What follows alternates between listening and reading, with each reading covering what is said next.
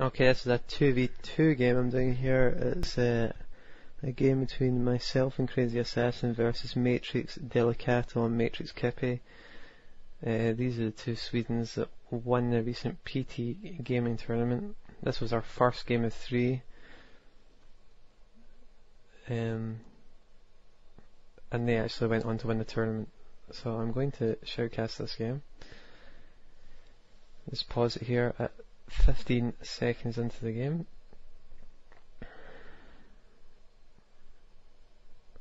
If you want to sync up, I'm now going to unpause it now.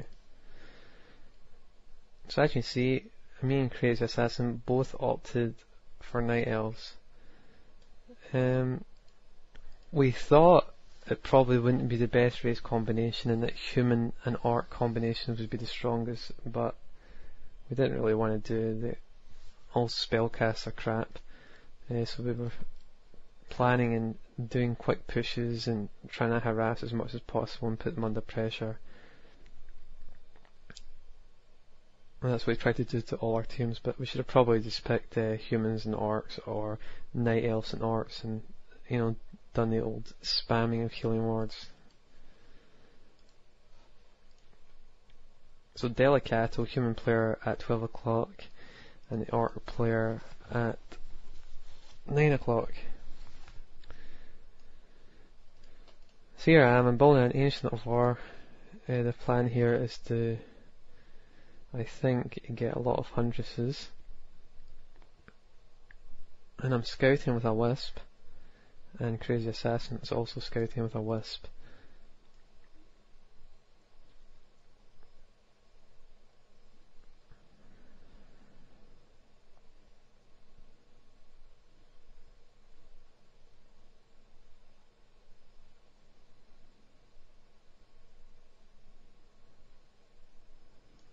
So as you can see, my Wisp has just scouted the human player, seen he's building a barracks on the ramp, and the Wisp is being retreated and it will detonate.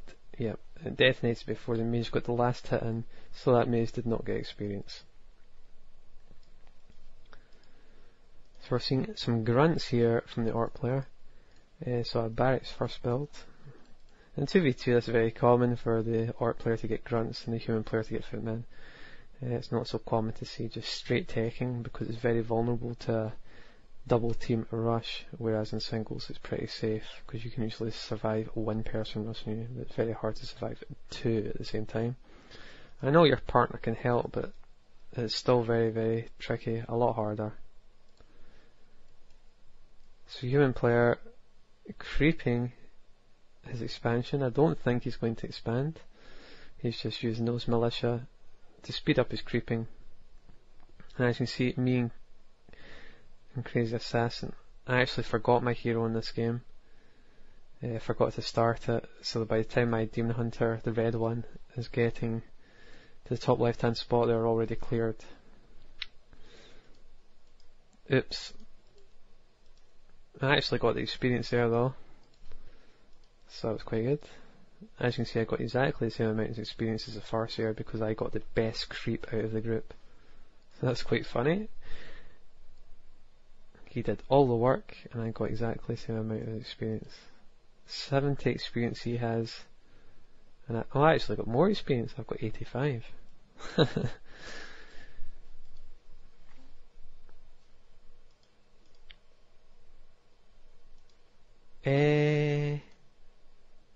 I was getting very confused there because that was Crazyassassin's hero. God. So Crazyassassin was the one that got the experience there. Getting confused between who is who here. So Crazyassassin harassing at 12 o'clock and me going to my expansion. So before this game started, we were well aware that this team, the Swedish team, likes to do towering, and as you can see, 2 peons are on their way to Crazyassassin's base. And he's also sending his Farseer there to harass. So he's obviously got a plan to build towers when his war mill completes.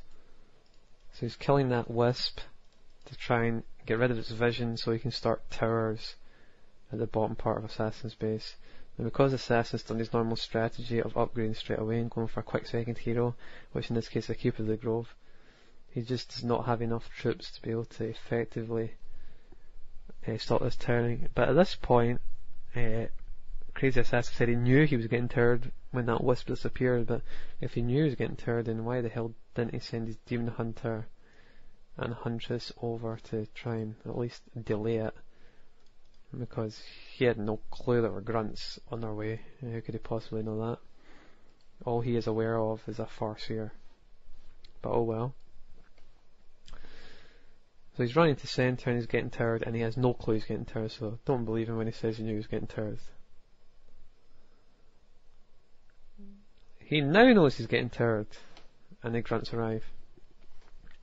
But he could have delayed that by quite a lot. So at this point, we are both going to harass the human player. And Crazy Assassin's helped me do that.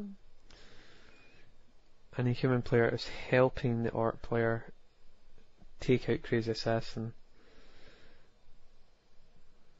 So he's turned all his peasants into militia, well, most of them anyway.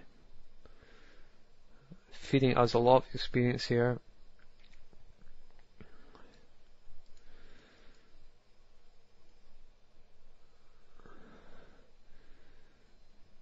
Now the reason, well, it's hard to tell. It's kind of like a base swap.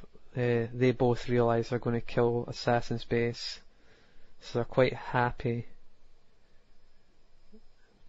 to let us do a lot. And this is a big mistake from Assassin. He portals home at that point to try and save his base, which is utterly pointless, of course, because he's heavily outgunned. I was shouting at him, very furious at this point, for asking why the hell is he portaling home.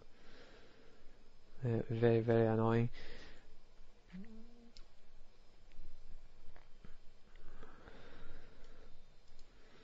So that was a mistake. So now I'm realising that Crazy Assassin is out of the game effectively. He's not going to be able to survive that onslaught. I decide I'm going to have to creep very, very heavily whilst the opposing team are both busy, and try and get as much resources and experience as I can. So I've got Healing Wards there, good item. I'm using it now. Demon Hunter very, very damaged, and as you can see, Crazy Assassin getting screwed over. Now, that team is probably spending a bit too much in towers now. That fourth tower there is probably not needed. It's definitely not needed. They've got a lot of footmen, a lot of grunts, elementals, etc. There's nothing I could do to help Crazy Assassin at this point. If I portaled in, I'd lose my entire army and would lose the game anyway. As you can see, the human players managed to rebuild peasants, and I of course realise that he's obviously going to be doing this, so I run in to try and take out these peasants. And at this point they both portal. So this is a crucial fight here. They both portal to try and save the human player. I lay down a healing ward. That's helping a lot in this battle. And they see it, so they kill the healing ward. Now I've got another one, but I don't want to lay it down because now they are aware I've got healing wards, they might instantly kill it. So I'm going to save it for later and just focus fire on grunts and attempt as best I can to win this battle. So immolation is helping a lot here. I just want to be able to screw up the humans' economy as much as possible. So focus fire on that mage now. I think the mage might get away. No, it doesn't, because I told Crazy to entangle it, which he did. So very useful to have Crazy Assassins. Keeper of the Grove there allowed us to assassinate that mage. But unfortunately, the human player now has a gold mine again, and Crazy Assassin is screwed. But he's trying to get his Tree of Life out of there. Will he make it? I don't know. And he's rebuilding it in my gold mine. As you can see, he saved up enough money to rebuild his Tree of Life, his altar, and a moonwell, and he's sending his wisp to that expansion. So at this point I'm upgrading to Tree of Eternity, and my plan is to go for Chimera. Now the reason I'm going for Chimera is because I realise that Orc has spent a lot of resources on all that towering, so he won't have enough money to get a huge army and the human player obviously is very, very slowed from all that damage on his men, so Chimera will be very, very useful.